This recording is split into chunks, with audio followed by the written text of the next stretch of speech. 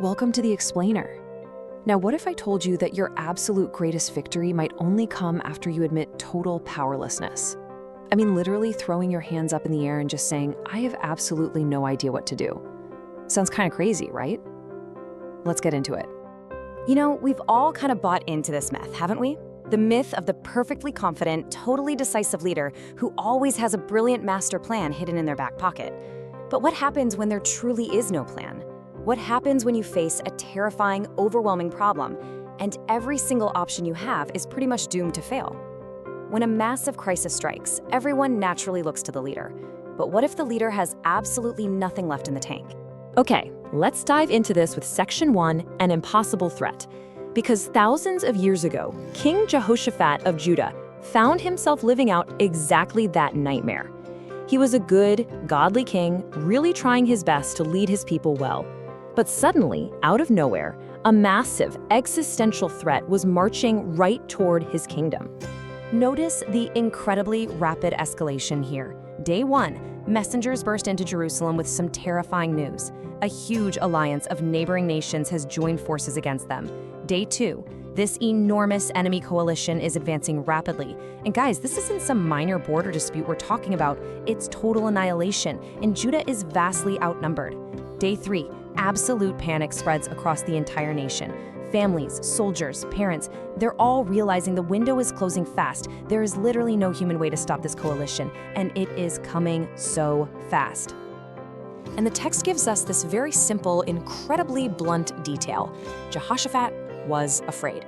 Now, we tend to view biblical heroes as these stoic, fearless statues, right? Completely untouched by anxiety. But he was human. His very first, totally rational reaction to this overwhelming force was pure, unadulterated fear. He knew exactly how dangerous this threat really was. Section 2, the choice to surrender. Now, normally, a typical king in this situation would immediately summon his top military experts, right? Draw up a defensive battle plan, project a bunch of false confidence to the public. But Jehoshaphat pivots sharply. He does something completely and utterly counterintuitive. Instead of calling a war council, he calls a prayer meeting. He turns toward God, proclaims a national fast, and literally gathers everyone. Just picture this incredible scene. Men, women, and children, thousands of people assembled together in Jerusalem.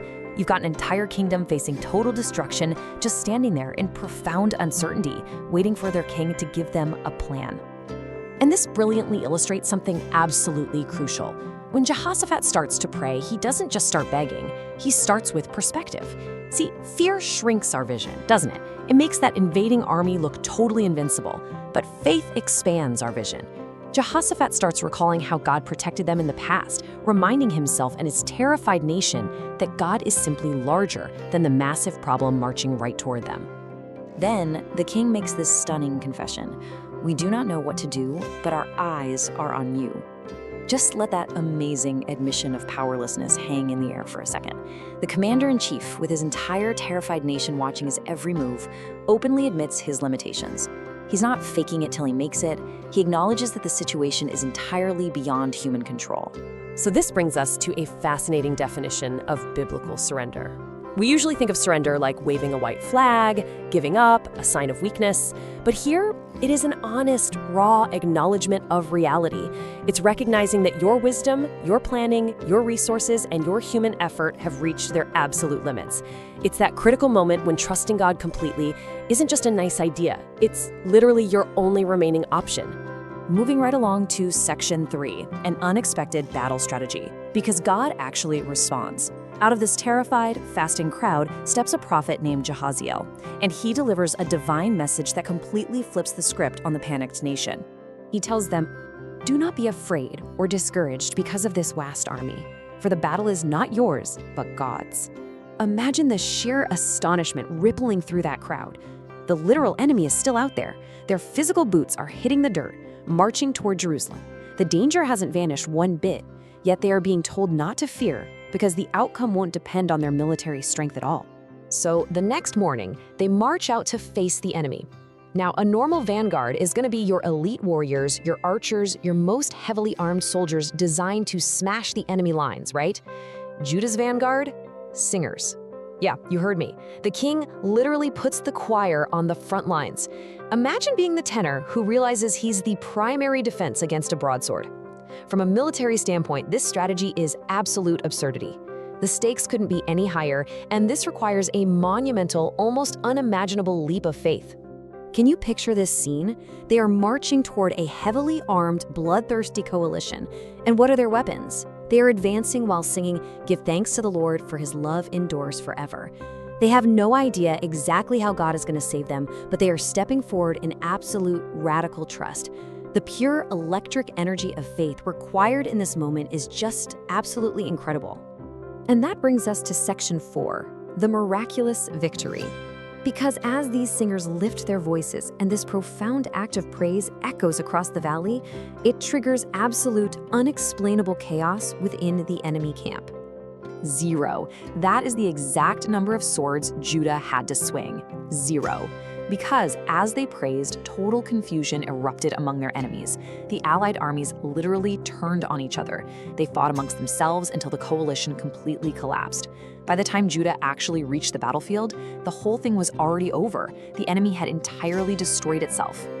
What began as terror ended as a profound testimony. Imagine the absolute shock, the overwhelming wave of relief washing over these people. They stood on a ridge fully expecting a brutal slaughter, and instead, they discover a defeated enemy. And not just that, there was so much abundant equipment and wealth left behind on that battlefield that it literally took them days just to gather the spoils. Let's wrap things up with section 5, facing your own battles. I want to step out of the ancient history book for a second and talk directly to you, because this explainer isn't just about some ancient kingdom. This stuff is incredibly relevant to the struggles happening right now in your own living room. Because let's be real, we all face our own modern invading armies, don't we?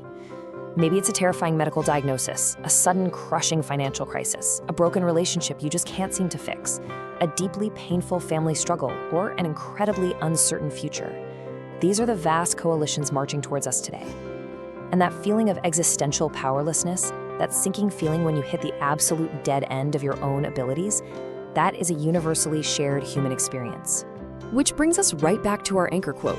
We do not know what to do, but our eyes are on you. Surrendering control in these deeply overwhelming moments is not giving up. It's really not throwing in the towel. It's intentionally opening the door for God to work in unimaginable ways, precisely when all our human answers completely disappear. So I want to leave you with this final provocative thought. What battle do you need to surrender today? Where do you need to honestly admit that you just don't have the master plan, and finally shift your eyes to the one who does? Take some time to reflect on that as you face your own impossible odds. And hey, if this explainer helped you understand the profound power of surrender, make sure to subscribe to The Explainer for more deep dives into fascinating insights just like this one. Thanks so much for hanging out and learning with me today, and I'll catch you next time.